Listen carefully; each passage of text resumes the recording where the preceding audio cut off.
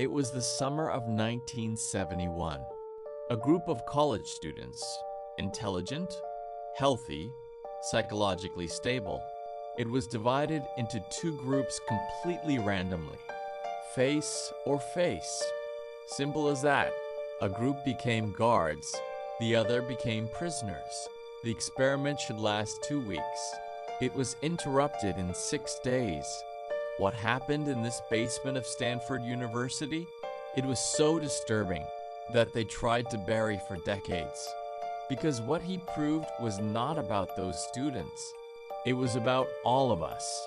Welcome to Psyche Obscure. Today we will enter the experiment that changed psychology forever, and that revealed something that no one wanted to know about human nature. The scenario: 1971, Vietnam War, protests in the streets. The world was trying to understand how atrocities were possible. As soldiers, they obeyed orders to kill civilians. How concentration camps worked so efficiently. Psychologist Philip Zimbardo had a theory. He believed that it was not necessary to be a monster to commit evil. It was enough to be in the wrong place on the wrong paper. To prove this, he transformed the basement of the Stanford Department of Psychology in an improvised prison. Cells, grids, uniforms, numbers instead of names. 24 students were selected, all psychologically evaluated as normal and healthy, randomly divided, half guards, half prisoners. Zimbardo did not give a cruelty manual to the guards. I just said to keep the order. The rest they invented on their own. The first days. On the first day, everything seemed like a game. The guards felt slightly embarrassed by the uniforms. The prisoners laughed among themselves. On the second day, the rebellion began. The prisoners blocked the cells and refused to obey, and that's when something changed. The guards, ordinary college students, remember, they started using fire extinguisher sprays to disperse the prisoners. They ripped off their clothes. They put the leaders of the rebellion in solitary confinement. Nobody told you to do that. They decided on their own. Zimbardo watched and did not intervene. He himself had become the prison superintendent. I had dived into the papers so deeply, who forgot it was an experiment. In 3 days, the guards slept little to create extra surveillance shifts. They weren't obliged. They chose. The climb of cruelty. What happened in the following days was documented in disturbing details. The guards started to waking up prisoners in the middle of the night for arbitrary calls, prohibit the use of the bathroom, forcing the use of buckets in the cells, publicly humiliate anyone who questioned the rules, create a privileged system to divide and weaken the group. But the most disturbing thing was not the cruelty itself. It was the naturalness with which she grew up. 1/3 of the guards showed genuinely sadistic behavior, going beyond what any paper required, inventing punishments, finding pleasure in control. What about the prisoners? They began to have real emotional breakdowns. I cry, disorientation, complete withdrawal of identity. One of them developed a psychosomatic eruption in the whole body. Zimbardo had to be confronted by an external researcher, your own girlfriend, Christina Maslach, who entered the prison, saw what was happening, and said, "What you're doing to these people is horrible." It was the first time someone from outside broke the spell. The experiment ended on the 6th day. What science concluded? Zimbardo called his conclusions the Lucifer effect. The central idea is disturbing in its simplicity. Good people can do terrible things when placed in systems that allow or encourage this. It's not about character. It's not about creation.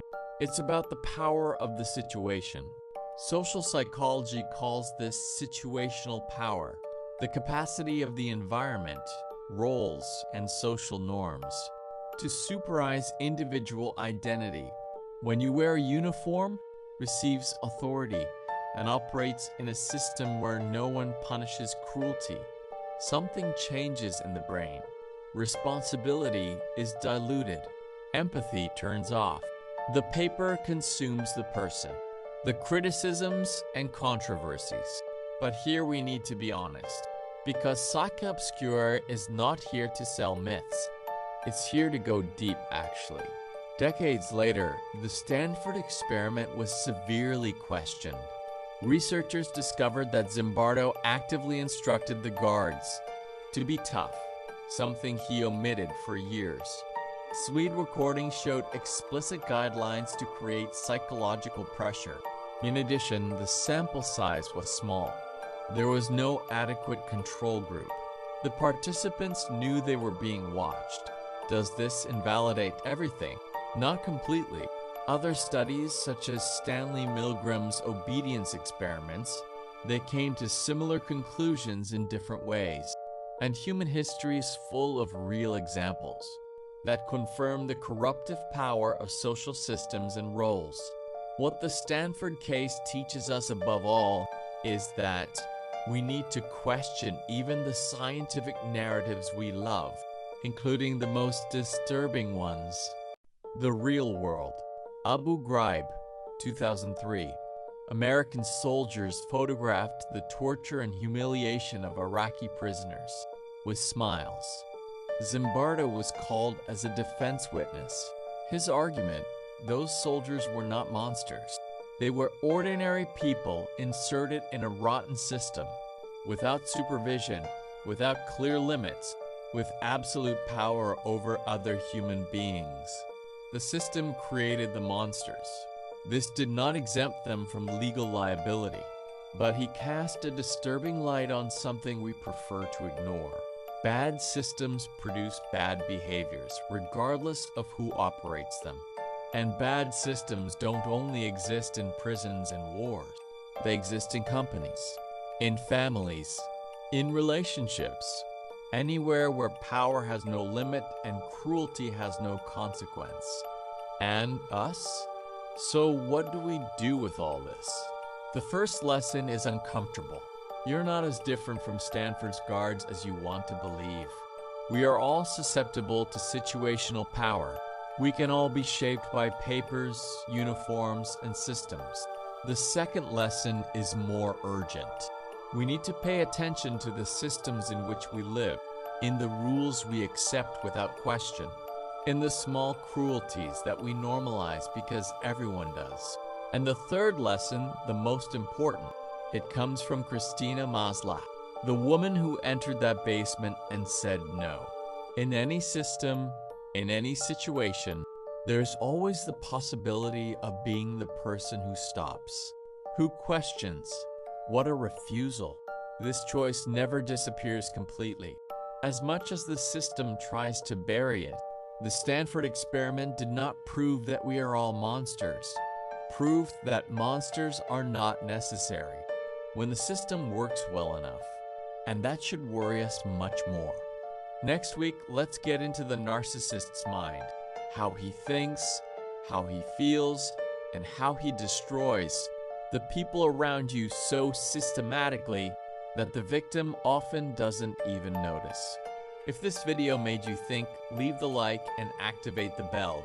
The Obscure Psyche exists to go where it is difficult to look. See you next time.